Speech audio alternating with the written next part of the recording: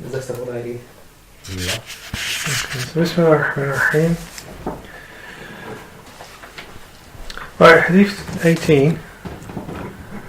So Al-Nabahani in Al Awsat reports that Abu Sa'id al-Khudri earlier anhu said that he heard the Messenger of Allah said, إنما مثل أهل بيتي فيكم كمثل سفينة نوح من ركبها نجا ومن تخلف عنها غرق وإنما مثل أهل بيتي فيكم مثل البيت الخطاء في بني إسرائيل من دخلها غفر له. So the similitude of the family of my house amongst you is like the Ark of Noah, the Ark of Noah. So Nabi Nuh, obviously, because the whoever didn't board the Ark of Noah was destroyed, and the unbelievers at that time were all destroyed. So whoever boards it is saved, and whoever opposes it drowns. So the similitude of our family house in you, so that's one way. So it's like if you are with the family of the Ahl Al Bayt, then you're saved, and if you're not, then you're drowned. So the similitude of the family of my house in you is like the door of the encampment of the tribe of Israel. Whoever enters it is forgiven. So Al-Bukhari in his Tarikh, which is his other work, Imam Bukhari's other work, rahimahullah, which is his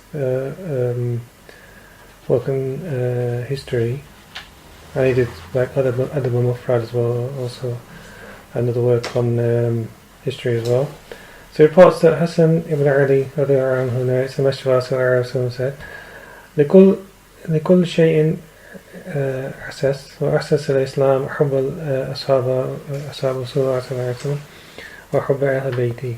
So everything has a basis, and the basis of Islam is love of companions of Messenger of Allah and love of the family of his house. So this is what we were saying before. So that's how Ahl Sunnah is balanced. And like one of the brothers mentioning to me in the break that Abu Hanifa had a very strong connection to Ahl Al Bayt. Probably his main teacher was Jafar Muhammad al-Baqir, and then he learned something off Jafar Sadiq as well. So two of the offspring of from Zayn al-Abidin, his son, and then the son of Jafar Muhammad al-Baqir.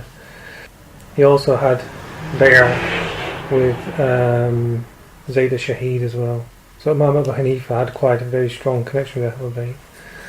And similarly Imam Malik as well. Imam Malik also studied with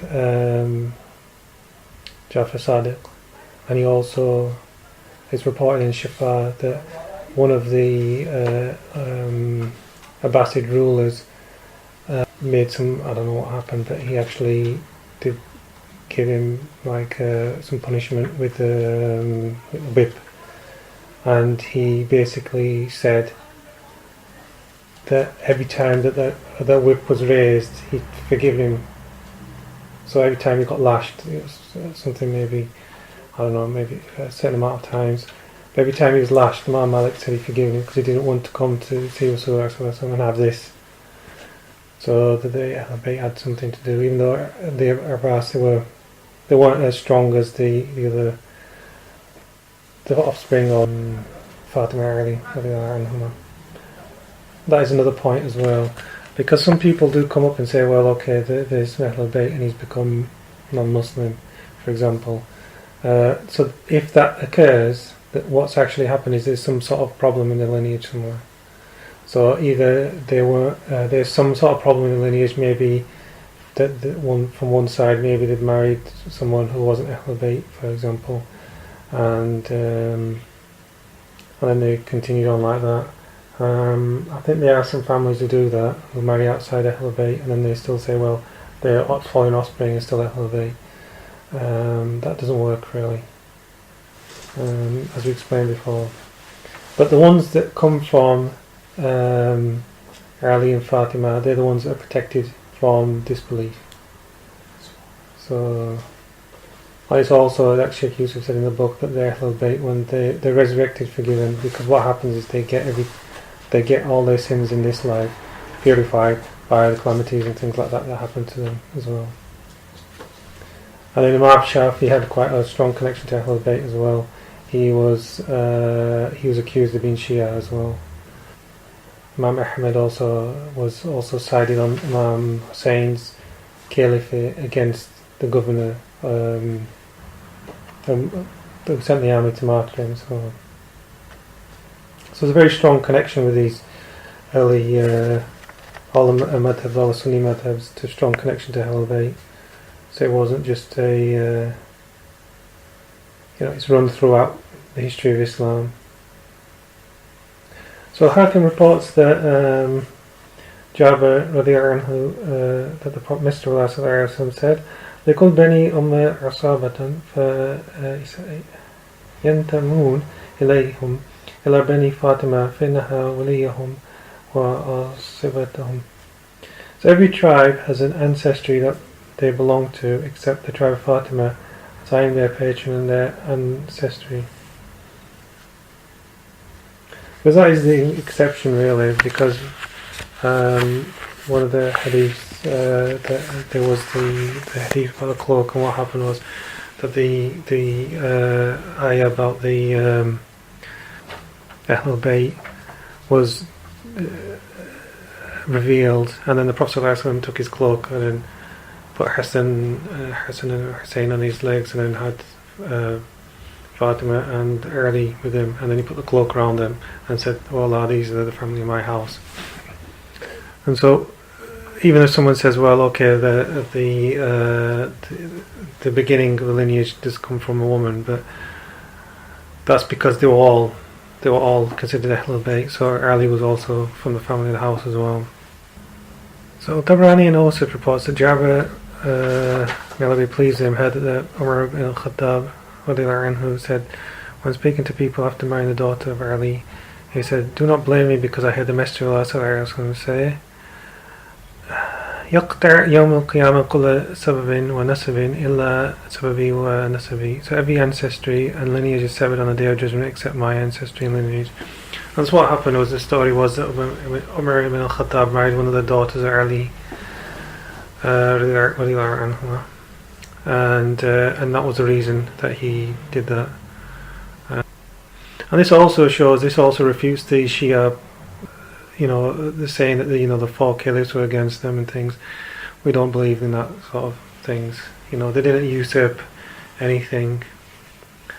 There's a hadith in Bukhari that Abbas, the uncle of Ali, says to Ali, let's ask for, the affair, the leadership, to Ali. And Ali says, "Well, I'm not going to ask for leadership," because he knew that the person that asks for leadership isn't supported when he gets it. It's only the one that actually doesn't ask for it and gets it is the one that's actually helped by Allah. So Ali refused to do it, and he said, "Well, the Prophet is just still, he's going to get better." And Arfan said, "I know the face, the look, in the offspring of Ibn Abdul Muttalib. I recognize the signs of someone's passing, someone's death, in the face of the sons of Abdul Muttalib. So we should ask now." And Ali refused. So he refused to ask because he knew these things. So it wasn't a simple case of that they usurped anything. The people that were the claim of the Shia is incorrect. And one of the greatest proofs that the claim of Shia is incorrect is that Abu Bakr led the prayer for about 8 days while the Prophet was in this illness that he passed away, and all the time Angel Jibreel was coming down at the same time as well. So if Allah didn't like it, He would have said to the Prophet ﷺ to change the Imam, and there was nothing that came down. So that proves that Abu Bakr was It's one of the proofs really that Abu Bakr was the correct leader. I know Abu Bakr did an amazing job, to be honest, really, as a leader, and he's the high watermark for any leader to look at. You know, any leader will look at the Caliphate of Abu Bakr. It's incredible, really. And Umar ibn al-Khattab, he's an amazing Caliphate as well. You know, that he was the first one that set up pensions and things like this, and basically what we know as Social Security, because he went into Damascus and found this old man that was begging, and said, "Oh, you know, how come?" It was a Jewish man as well. So this old Jewish man was begging, and so he said, "You know, how come he's the old man? Is, you know, why are you begging for?" He says, "Well, I need to pay a jizya."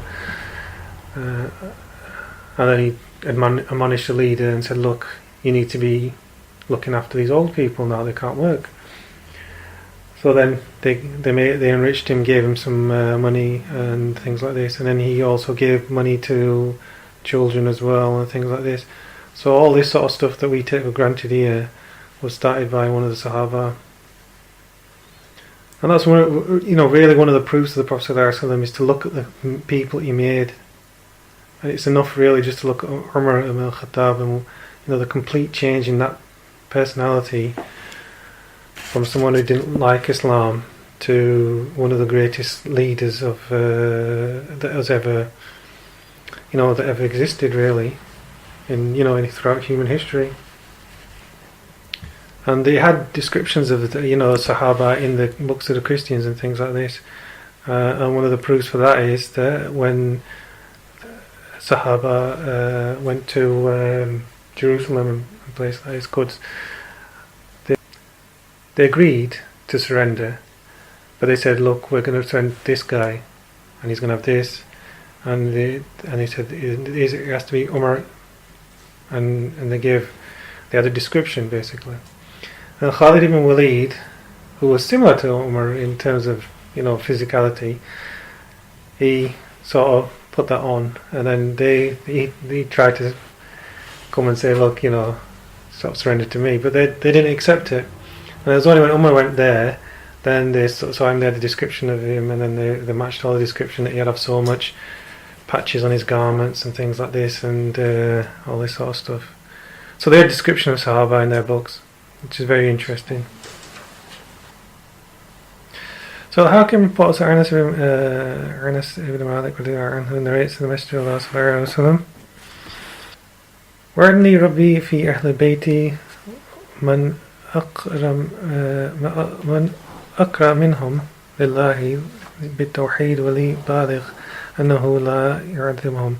So my Lord has promised me that whoever of the family of my house affirms the oneness of Allah and my message will not be punished.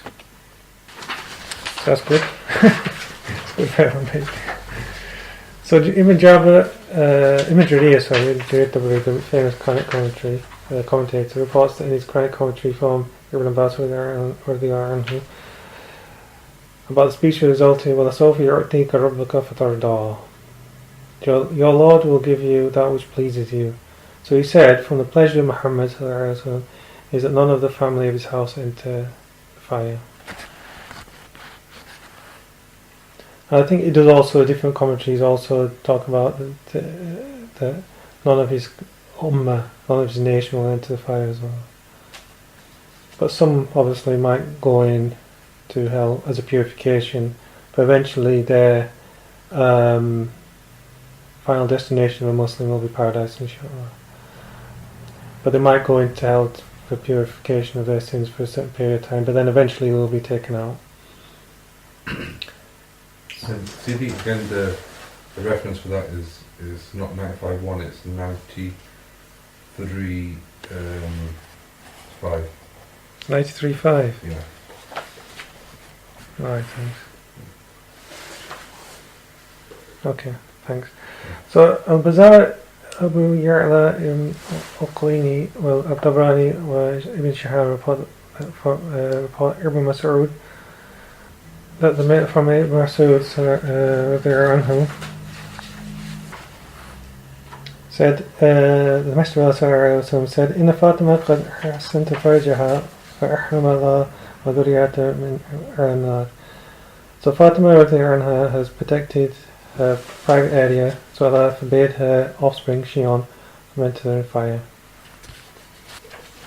So Al-Tirmidhi rated Hassan from Jabir radiallahu anhu narrates the Messenger sallallahu alaihi wasallam said, Ya ayyuhan nas, inni taraktu fikum ma in akhadtum bihi lan tadullu kitab Allah wa urtati.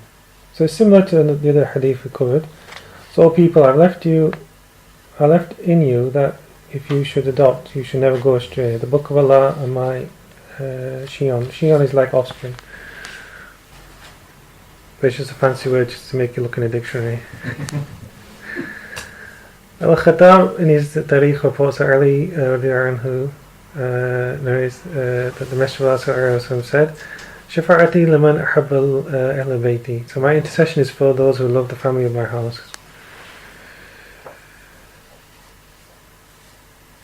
Al-Tabarani reports that Ibn Umar anhu narrates the Messenger of Allah said, All man ashfa'a lahu min ummati Ahl Bayti. The first of my nation that intercede for is the family of my house. Al-Tabarani reports that Muttalib ibn Abdullah ibn Hantab from his father said that the Messenger of Allah delivered a sermon in Al-Jahafa saying, Alastam awala bikum min anfusikum? So he said, do I not have more priority than your own selves? So the Prophet ﷺ has a better right to ourselves than we have to our own selves. And they replied, of course, Messenger of Allah, O Messenger of Allah, Bala ya Rasulullah. So he said, فَإِنِّي أَسَلَكُمْ أَنْ إِثْنَيْنِ and Quran or Itlati. So you'll be asked about two things, the Quran and my family. So did you follow the Quran? Did you adhere to the Quran? Did you, if you came across, Ahl Al Bayt, how were you with them and things like this? Al-Tabarani reports that Ibn Abbas narrates the Messenger said, La tazulu qadaman abd hatta yasal an arba' an umrihi fima afnahu wa an jasadihi fima ablahu wa an malihi fima anfaqahu wa min ayna iktasabahu wa an muhabbatina Ahl Al Bayt. The servant's feet will not move, so on the Day of Judgment, i.e. There's different hadiths actually about this, and there's different hadiths that the first thing they'll be asked about on the Day of Judgment before they move is a prayer, and there's a few different ones as well. So until he's asked about four things of his life and how he spent them: his body, how did he use it? So did he use it for doing good, or did he use it for the opposite? His wealth, how did he spend it, and how it was acquired? And that's one of the things he asked about twice, which is the wealth, how did you spend it, and how was it acquired? So did you, how did you earn it? Did you earn it in a halal way? And then how did you spend it? So two things. And about loving the family of the house. That's also asked about that as well. So Daylami reports that earlier on narrates the Messenger of Allah said, All man yada ala hold Ahl Al Bayti. The first of those to come to the pool are the family of my house. I think there's an opinion that the Ahl Al Bayt will come and help those people when they come towards the pool. They'll come and help give the drinks to the people as well, inshallah. So Daylami reports that the earlier there narrates the Messenger of Allah said, أدبوا أولادكم على ثلاثة خصال حب نبيكم حب أهل بيتي وقراءة القرآن فإن حمل القرآن في ظل الله يوم لا يدل إلا ظله مع الأنبياء وأصفياء. So inculcate in your children three qualities: love of your Prophet, love the family of the house, reciting the Quran. Because the bearer of the Quran is given shade by Allah on the day when there is no shade except the shade He provides with His prophets and elite.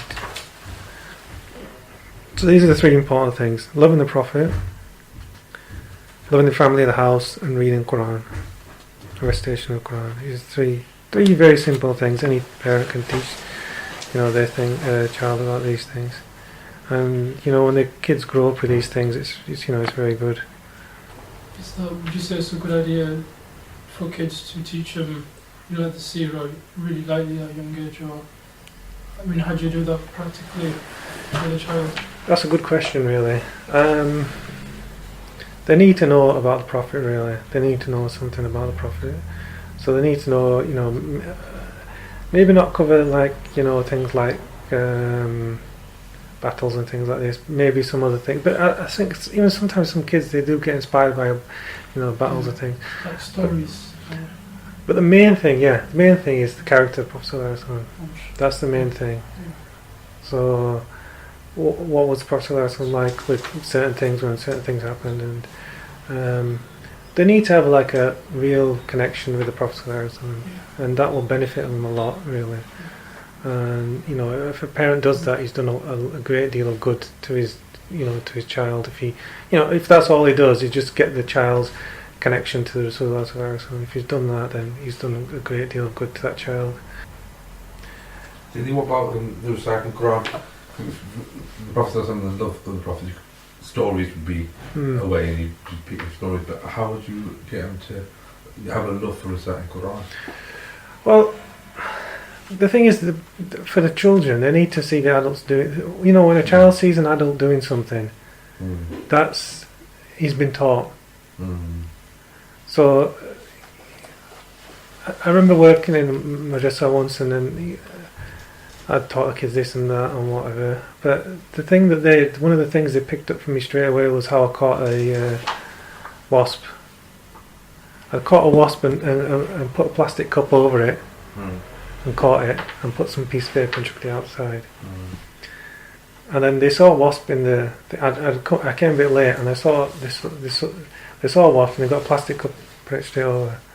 And I hadn't taught them to do it, but they'd seen me do it.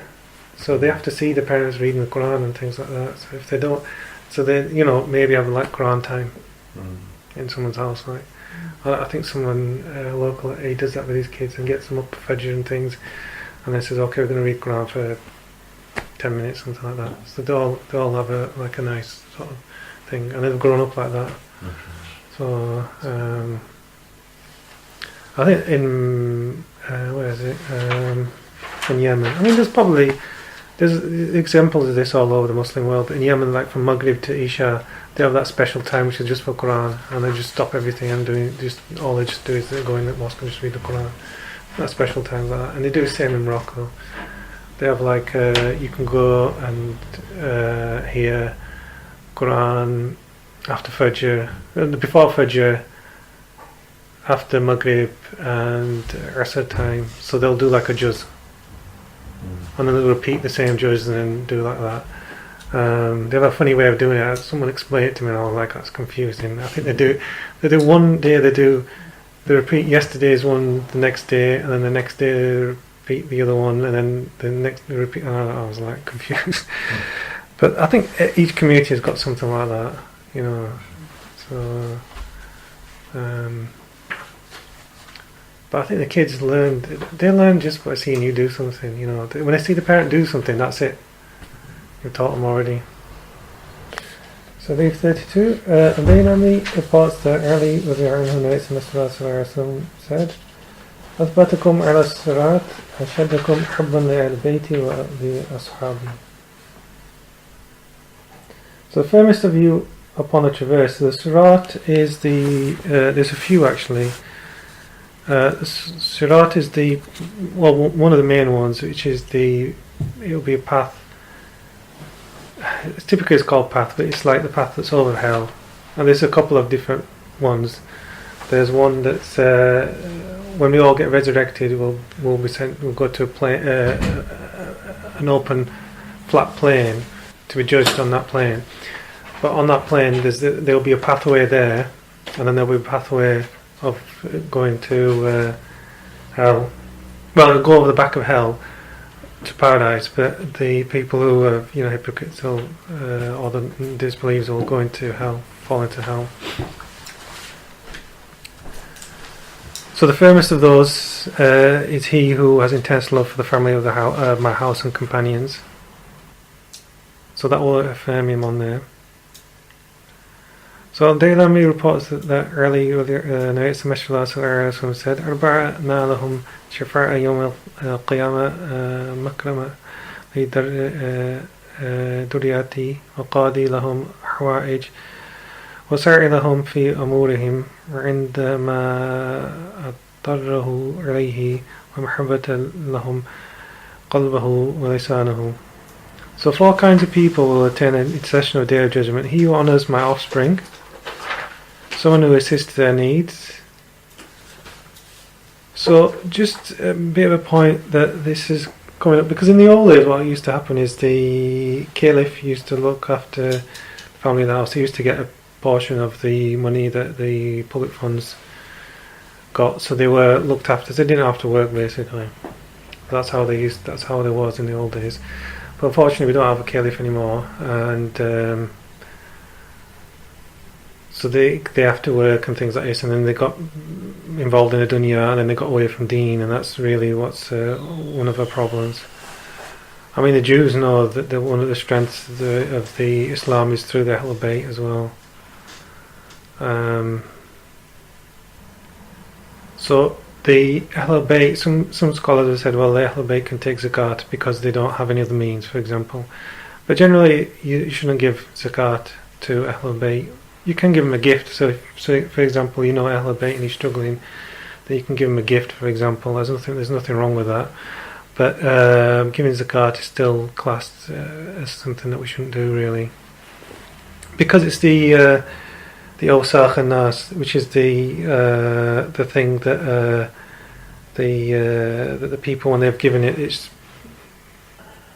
like the thing that they have to take out of their wealth to purify it. So it's a thing that's been taken out to be purified, and so you don't want to give that thing that's been purified to the Ahl Al Bayt because it's not something pure to give them. So if you know someone as Ahl Al Bayt who's struggling, for example, then just give them a gift. But sometimes you have to be careful, like with everyone, that you don't want to make them reliant on gifts and things. So the seeker of them in matters in which they are coerced, and the lover of them in the heart and the tongue, in their hearts and tongues. So Daily reports Abu Sa'id رضي الله عنه نبي صلى الله عليه وسلم said اشتدت غضب الله على من هداني في عترتي. The anger of Allah is intensified for he who harms me and my family. So Daylami reports that Abu Hurairah رضي الله عنه, it's a Messenger of Allah sallallahu alayhi wa sallam said, إن الله يبغض الآكل فوق سبعها شبعه وغافل عن طاعة ربي وتاكل لسنة النبي ومخفى ذمته والمبغض إرته ومودي جيرانه. So Allah detests the eater of more than satiates him. So someone who, he's full but he's just kept going. He thinks he's never going to eat again. So he keeps going. So the heedless of the worshipper of his Lord, the leaver of the practice of his Prophet, and the shy to fulfill his covenant. So the one that's too shy to do something, maybe because people will blame him or something like that. The hater of his family, the family of the Ahl Al Bayt, and he who harms his neighbour. So Allah doesn't like these categories of people. So Daylami reports that Sayyid al-Khudri said, Ahl Bayti wa Ansari Qarshi wa Qibati wa Mudi'a Masirati wa Amanati فقبلوا على محسنهم وتجوزه عن سيئهم. The family of my house and the helpers are my wealth, my body, and the place of my happiness and safety, so accept their good actions as part of their wrong actions. Which is very good advice, really. So Ibn Asakir reports that Ali, may Allah ennoble his face, and that's really because, we say that because Ali never prostrated to an idol ever, so that's why we say may Allah ennoble his face, and that's specifically for him. already are and who is to say is. But the Messenger of Allah said, "Man sana'a ila had min Ahl Bayti yadan kafa'atuhu yawm al-qiyamah." Whoever lends a hand to the family of people of the family of house has a reward on the Day of Judgment. So whoever does something for one of the family of the Prophet ﷺ has a reward with Allah on the Day of Judgment.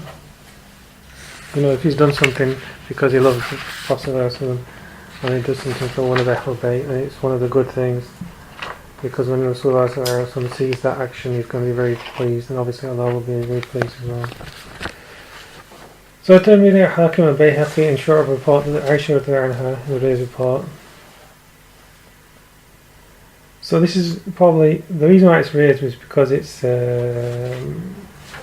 hasn't said it's from the Prophet, but she's given a statement that she couldn't have possibly logically have made up. So this is from a statement from the Prophet ﷺ, but she hasn't said so that it was from the Prophet ﷺ.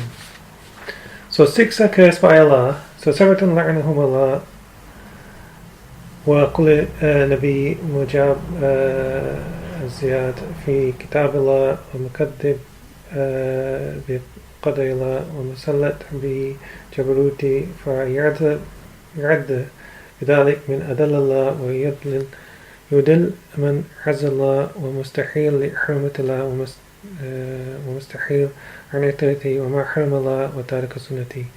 6 are cursed by Allah, and every prophet with answers supplication, which is every prophet. Someone who adds to the book of Allah, so someone's adding words and things like this, they're cursed. The denier of the decree of Allah, and how we work with the decree of Allah is we accept what happens, but we try and do our best with whatever situation occurs. There was a hadith I was thinking about quite a lot recently, which is so Darwin came to I think it was Anas bin Malik, if I remember rightly, and they complained about Hajjaj. Hajjaj al-Thaqafi was he was a tyrant basically, and he was killing Sahaba and things like this, and they complained to him, and he said that Anas bin Malik said, I heard the Prophet ﷺ said that there would be no time that would pass except the time that would follow it would be worse. So that's quite scary actually if you think about it, because I remember when I was a kid it wasn't as bad as what's happening now. So they give authority to the tyrant, so they exalt by this what Allah has lowered and lower what Allah has raised. So maybe that's what we were talking about previously about destruction of religious sites. So they are probably cursed. So he who makes lawful what Allah has made unlawful. This is very dangerous actually. I remember watching a news report, and there was a casino that was opening in Bradford, and there was a Muslim there, and he had won this money from gambling, and he said Bismillah and then grabbed it like this. Right, according to Abu Hanifa, that person needs to renew his faith, because you can't say Bismillah over something haram and fit to. If you want it wish to be halal, you can't just say Bismillah and it suddenly becomes halal. It's still haram. So according to Abu Hanifa, he'd want him to renew his faith, because that is something that he shouldn't do.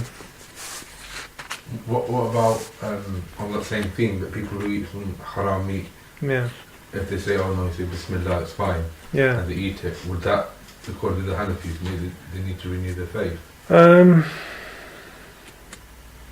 If they know for definite, if they know for definite it's haram, saying Bismillah over something doesn't make it halal. So you see it often people eating McDonald's and vendors and so forth. It's become quite common now. They'll sit there and they go, no, it's Ahl Kitab, they'll say Bismillah and it's fine. So according to the Hanafis, that would invalidate the deen? Well, they need to redo it again. If they say, the thing is, there was a scholar I'm not going to say a scholar, but there was someone in Leeds who was quite refuted by quite a lot of people. He just said, when you go into McDonald's, you say Bismillah and everything's okay.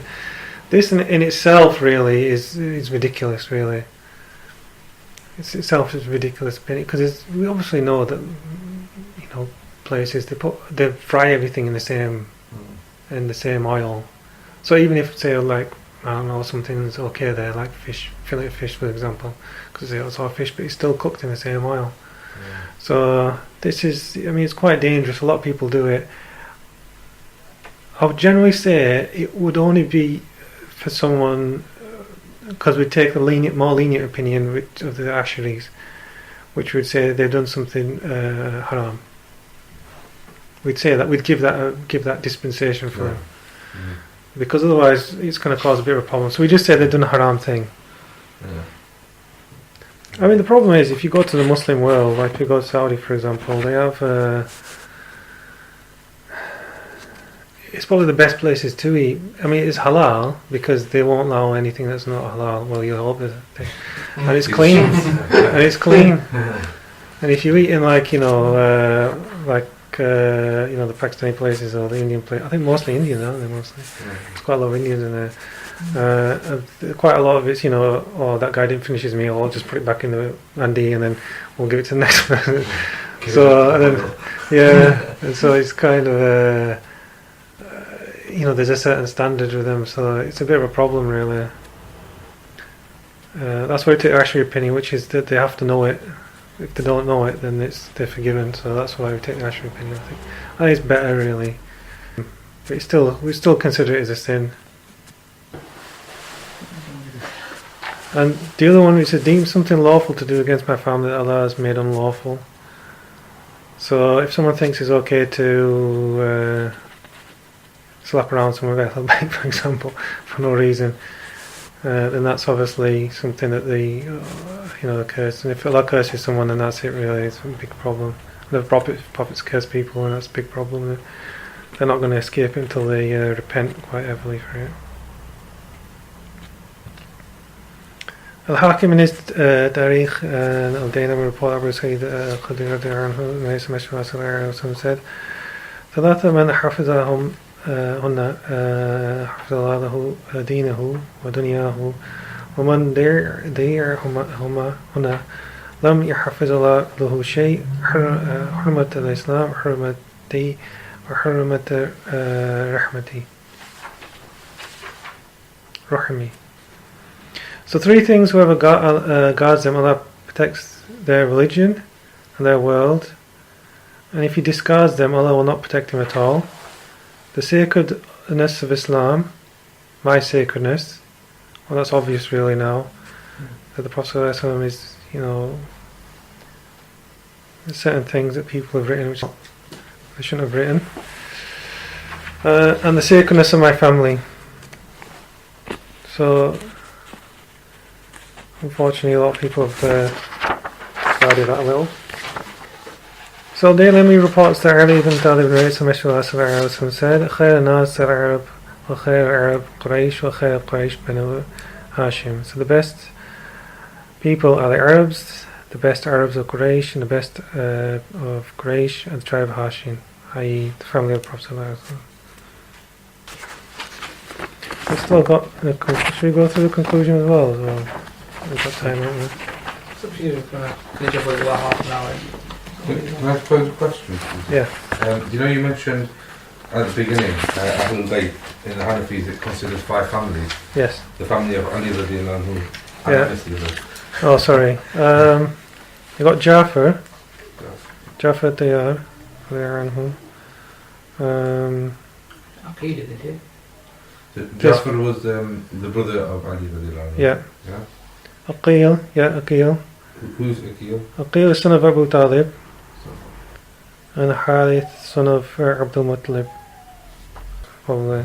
I've got Adi ibn Abbas in that book, but I've taken this from commentary of Jawhar Tawheed. So it probably is Al Abbas, actually.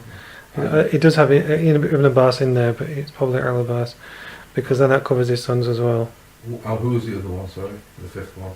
Harith, the son of Abdul Muttalib. I think he was the oldest son, wasn't he? I think. Yeah. From Christianity. Yeah. Right, so does that mean that the Hanafis don't believe that the wives of the Prophet ﷺ are part of Ahl Al Bayt? That's a very good question, actually. It is covered in that book actually. It's covered in Endless, and there's 2 different hadiths on there. They were part of. I think the reliable position is they're part of the extended, sort of they're into the family, but they're not actually considered. They're not considered Ahl Al Bayt, but they're part of the family. What does that mean? So kind of like they're not from any Ahl Al Bayt in terms of lineage, but they're with the Ahl Al Bayt because they're married into the family. Yeah. Because obviously they didn't have children other than what was already exposed, because they weren't allowed to marry afterwards. Yeah. So, but then they say that she has attacked the wives of the Prophet ﷺ, and I was understanding that they were part of Ahl Al Bayt. Well, they're part of the family, but then they're kind of like. I think it's hard to explain. They're kind of in the family, but they're not. They're not the same as Ahl Al Bayt. In what way would they differ?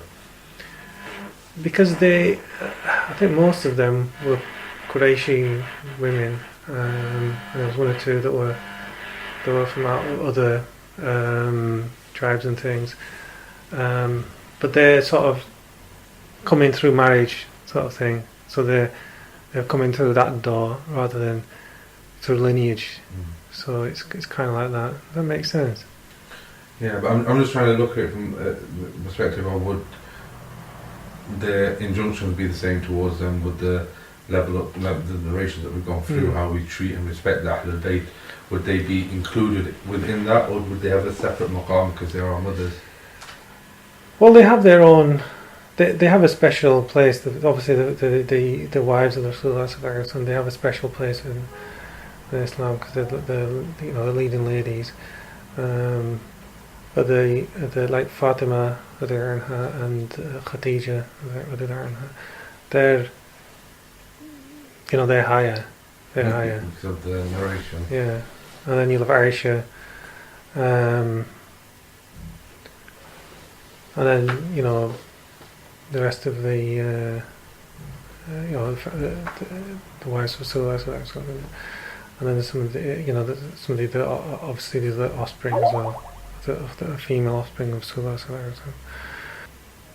So did I answer the question? I was just going off. Like I just turned myself off there. What was it?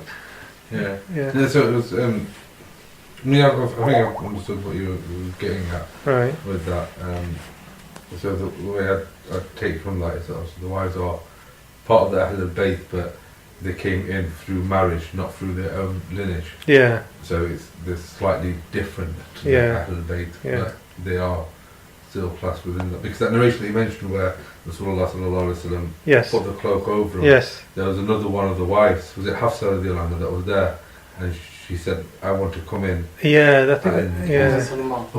Salama, yeah. And then the Prophet sallallahu alaihi wasallam said, you're already on good, you don't need to you're upon goodness, yeah. I mean, obviously the Shia misquote that report and say, look, the wives aren't part of it because he didn't let her in. Yeah. Where they don't complete the report, so. Yeah, because there's quite a lot of reports actually on that. There's a couple of, and the one says you are, and the other one says you're upon goodness. So it's in that book actually. There's quite a lot in that book. I mention it. I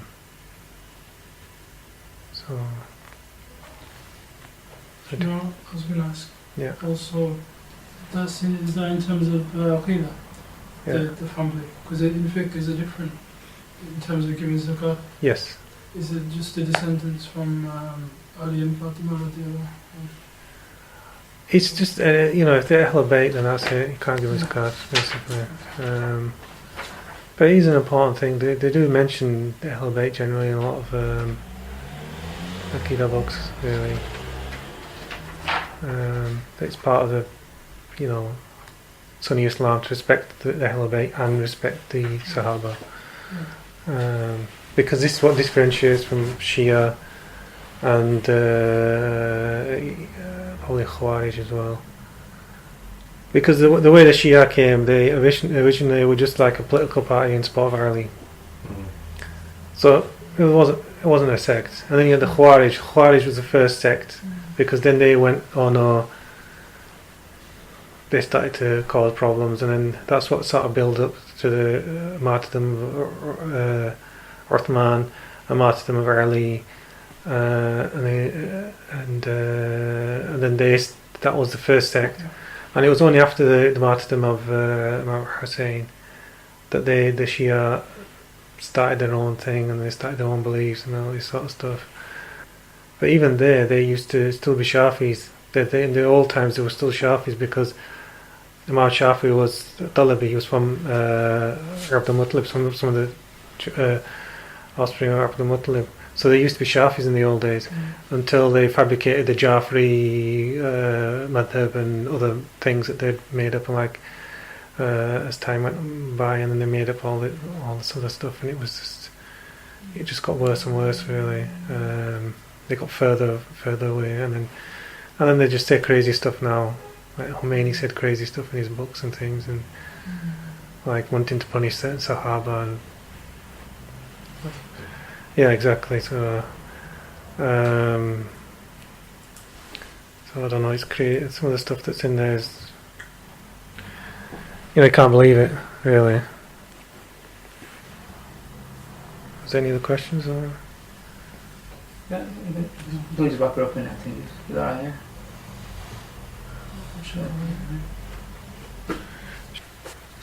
Doing a couple of ladies as well.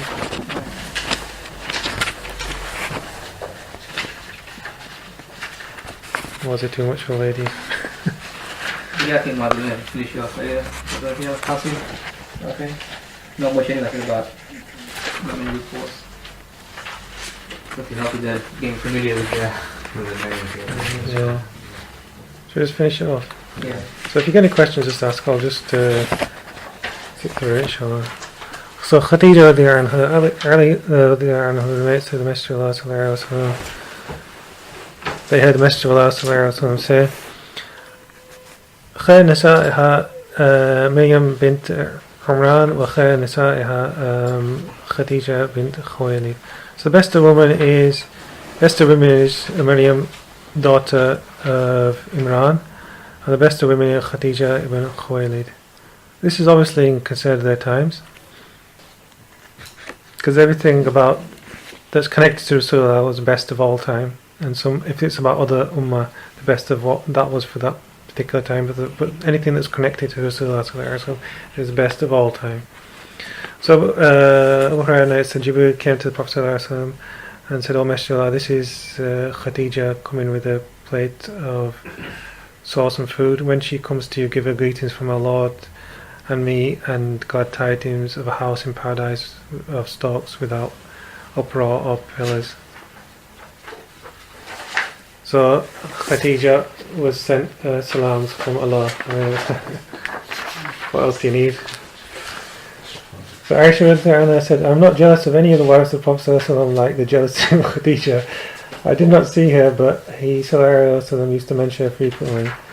If we sacrificed sheep, then he separated its limbs and then sent some of it to the friends of Khadija just by his words.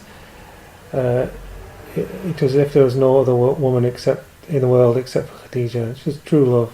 It's true love. أنها كانت وكان لي منها ولد. It says she was as she was, and I had offspring from her. So Aisha Muslim wrote reports Aisha and that the Messenger of Allah said, "Ya Aisha, Hada Jibreel yuqarrik salam." "O Aisha, this is Jibreel conveying salams to you." And I said, "Upon him be peace and blessings of Allah. He sees what we do not see." So the Prophet saw things we do not see. Aisha said that the Messenger of Allah said, "Araita fi manami thalatha liyal yajri bika malik fi sarikahi ala hariri faqala li hada imra'atuk فكشفت عن وجه الثوب فدا أنت هي فقلت إنها يكون هذا من عند الله يمده." I saw you in a dream for 3 nights. So the Prophet ﷺ is talking to Aisha. So I saw you in a dream for 3 nights. An angel came to me with you covered in silk, and he said, "This is your wife." So I uncovered it, and your face was there. It was you. So I said, if this is from Allah, it will be. And so there's some controversy about the age of Aisha, but basically what it was actually at this time, and the reason why it said this, if this is why the Prophet ﷺ said, if this is from Allah, then it will be, was because she was actually going to marry someone else, right? And that engagement, or that whatever it was, it actually broke down. And then the Prophet ﷺ proposed. And then even then she didn't live with the Prophet ﷺ until after she was mature. So after the time she could actually give birth to children. And this was very normal in those days of what would happen. And so someone can say, well, she was married very early. But there was a good reason for that. You know, it was very normal in those days. As soon as a woman she looked like a woman, they would marry her off. And that was, you know, in that sort of period, which we can't really understand that now. But we all know that women will mature faster than boys, you know. And in that sort of environment, the women did mature fast, and the other children as well. They would mature faster than boys because there wasn't any sort of formative period of childhood. They were just like, you know, your sort of early years, and then you were, you know, sent out to work or whatever. And the Prophet ﷺ himself, you know, used to herd sheep at, you know, age 12. You know, when he was very young, to help out his family. So this would, you know, it's I mean, it's a controversial issue, but they'll always have some sort of controversy about it. Like Henry VIII married 6 wives, and one of his wives was around, I think Anne Boleyn was around 12.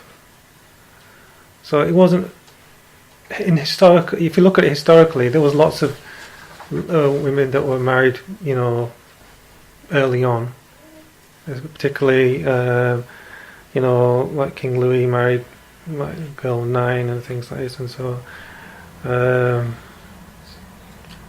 this is it's not really a controversial issue, to be honest, but they look at it and and then they can't, you know, they'll always have a problem with something of the Prophet, because in the old days they used to say, the Christians used to complain that why did he marry so many times for, and things like that. And that was just, you know, in that area, it was normal for a man to have quite a lot of wives. That was normally normal in those days. Like even in Yemen now, if a man doesn't have 2 wives, they think something's wrong with him. So, you know, sometimes within a certain period of time, it looks strange. But you know, and like, you know, even if you look now, you know, they used to have. In the old days in this country, they used to have like chimney sweeps. They used to put kids up there. If you think about that now, that's crazy. It's the same thing, isn't it? So you kind of like, you look at it, but you don't look at it in the historical context. And you think, well, sending a little kid up a little chimney, well, he was the only one that could fit up there, so, you know, clean all the chimney out, and then the kids used to die in there and things like that. So, you know, if you look at something without understanding it properly, then that's how it is. So Aisha was, in terms of contractually, it was a contractual agreement, and then she didn't come and live with the Prophet until after she was mature.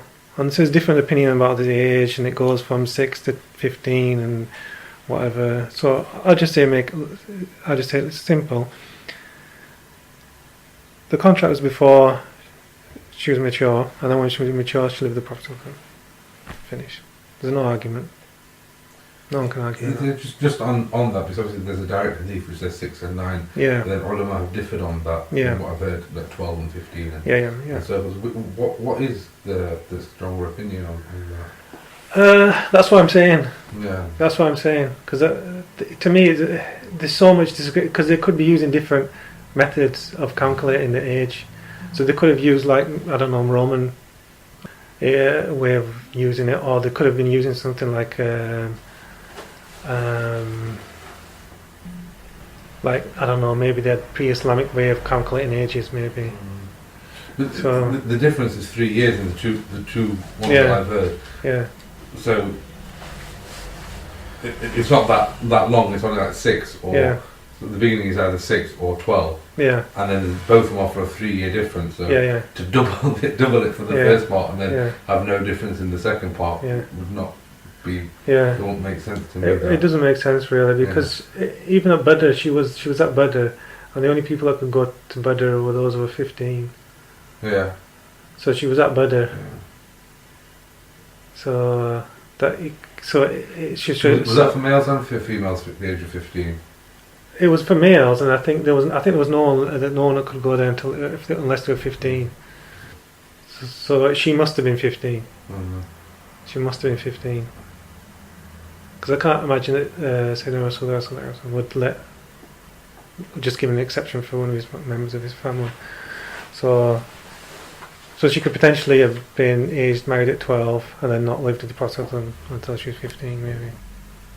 Which probably, to be honest, that makes more sense. Mm. So, but there'll always be some sort of controversial issue. But if you look at historical records, a lot of people did marry, girls that were 12, sometimes even 9 and things. Mm. So it was quite, and in those days they were more mature. Mm. So if we understand it now by looking at a girl that's, we might even find a lady that's 30 and she's not mature yet, and it's the same for the boys. So sometimes, if you look at something without taking the proper historical context of it, it looks really strange, but you have to understand it properly. Within the Western world, there's no agreed age of consent anyway. Yeah. Netherlands got an age of 13, it's age of 16 here. Yeah. So it's like, if they want to agree on it right now, then how can they dictate what was I happening? think this kind of thing, it's more like it's a modern sort of Orientalist used to attack Islam. And one of the things I read, which is quite interesting, I think I heard or read, I can't remember how authentic it is, but Maryam alayhi salam, in the Jewish text, he mentioned she was 6 or 9, I believe, when she gave birth. I can't remember. Yeah. So, like, if you take it in that context, then the non-Muslims don't have anything to use to attack Islam, Yeah. I mean, we don't need to defend in the sense that it's anything ashamed of. Yeah. It's the using their attack to attack them, basically, Oh, yeah, it's like story Romeo and Juliet. Yeah. Romeo was 25 and Juliet was 13. That was completely socially acceptable. Yeah. So are you going to say the greatest love stories ever written by Sheikh is so it's crazy. So Aisha said the people inquired about seeking it on the day of Aisha, desiring the pleasure of Allah, by this, I said to the wives of the Messenger of Allah, there were 2 groups, party with Aisha, Hafsa, Safiya, so another party with Salima, and the rest of the women of the Messenger of Allah on the party of. So the party of Salima spoke and said for us to speak to the Messenger of Allah about the words of the people, who said whoever wants to give to the Messenger of Allah should leave it how it is. He spoke saying, لا تودني في عائشة فإن وحي لم يأتني وأنا في طوب امرأة إلا عائشة. So do not harm do not harm me by Aisha. Do not harm me by Aisha, because revelation does not come to me when I'm in the house of anyone except for Aisha. And Aisha said, I seek repentance from that, O Messenger of Allah. And then they called Fatima and sent to the Messenger of Allah and said to her, and he said, Ya Bunayya, Allah tahbina ma ahab, or daughter, do you not love what I love? And she said, I do. So leave me in this. For hubbihi hadihi. So they were trying to do something, trying to make the Prophet go somewhere, but he was trying to not put, pressure onto Aisha. Was that the issue of the presents when they used to give the Sahaba, when they wanted to give a gift to the Prophet they would give it to the house of Aisha. Yeah. Was that this issue? Yeah. Yeah. Yeah. I think so. Yeah. So the next hadith, so it's about Khadija, Fatima, Maryam, and Aisha radhiyallahu anha. Anas ibn Malik narrates the Prophet said, حسب من نساء العالمين مريم بنت عمران وخديجة بنت خويلد وفاطمة بنت محمد وآسيا امرأة فرعون. Sufficient for you of the women of the universe are Maryam, the daughter of Imran, Khadija ibn Khuwaylid, Fatima, the daughter of Muhammad, and Asiya, the wife of Pharaoh. So Aisha said, Jibreel, upon him peace, came in the form of green silk to Messenger of Allah, so he said this. Oh yeah, so this is the same thing. So when he came with the form of the green silk, of her in the green silk, and said, "This is your wife in the world and the afterlife." So Musa al-Ansari said, "We do not have a problem,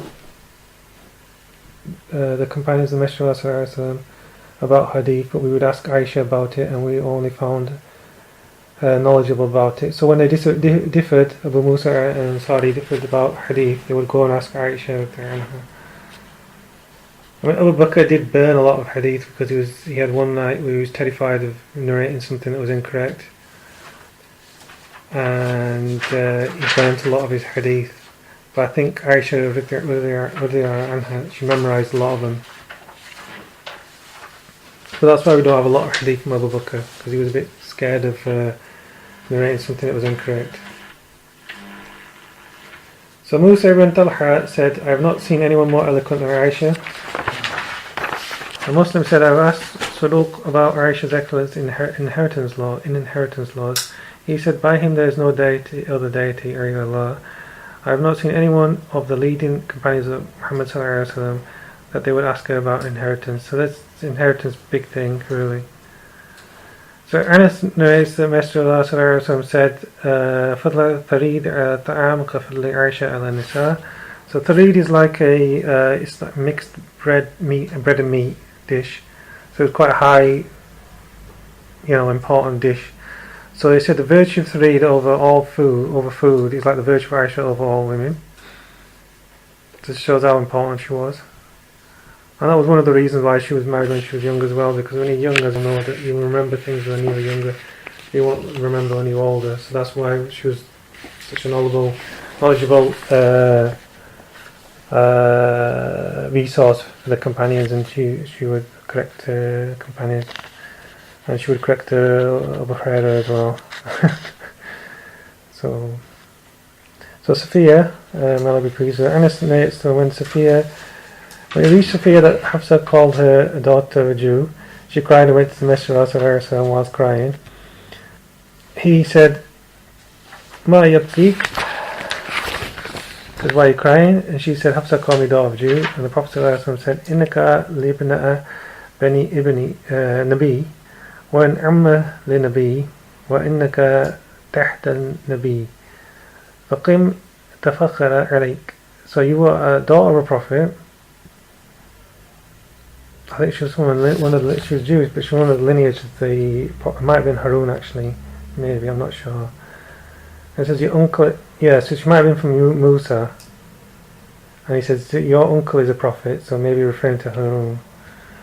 So, and you are below a prophet, i.e. you're living under the roof of a prophet, so for this you should be proud. And then he said, "Ittaqillah ya Hafsa." So fear Allah, O Hafsa. So Juwariya, Aisha narrates, so when Messenger of Allah had captives of the tribe of Mustaliq, Juwariya, daughter of Al-Harith, a different Harith than the one we mentioned before, occurred in the share of Thabit ibn Qais ibn Shams al-Alwa, and he affirmed that she could have her freedom at a fixed price. She was a beautiful woman that no one who saw her did not want to take her for himself, so she went to the Messenger of Allah, came with payment, and said, she said to him, "There was no one who saw her except from the door of my room, so I disliked it when she was captive. I did not see anyone enter it." So she said, "O Messenger of Allah, I am Juwariya, daughter of Harith, son of Darar, who was a master of this tribe. What has afflicted me of tribulations, so I do not fear because of you. I am the share of Thabit bin Qais and Shams who agreed to a price for my freedom, so I'll come to you to seek assistance with the payment." He said, فَهَلْ لَكَ فِي خَيْرٍ مِنْ ذَلِكَ? He says, "Do you want better than this?" And she asked, "What is that, O Messenger of Allah?" He said, "أَقْضِي كِتَابَكَ وَأَتَزَوَّجَكَ. I'll make your payment and marry you." And she said, "Yes, O Messenger of Allah." He did that, and she said he went out to inform the people that Messenger was married Juwayriya, daughter of Harith. He said the people with the in-laws of the Messenger free what you have. So by this marriage, more than 150 of her family of the tribe Mustaliq were freed. I do not know any of the women greater blessing to her people than her. So this is one of the, the Prophet obviously they were a tribe that were captured, and they were going to be taken, made slaves, which was a normal thing in those days.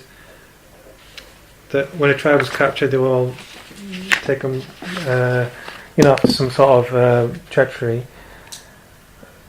And so what the Prophet ﷺ did, and it's one of the insights of the Prophet ﷺ, which was that he married Juwayriya, and so then what happened then was they freed the in-laws of the Messenger of Allah ﷺ, because when he married Juwayriya, they became like the in-laws sort of thing, and so she benefited all those people by that marriage.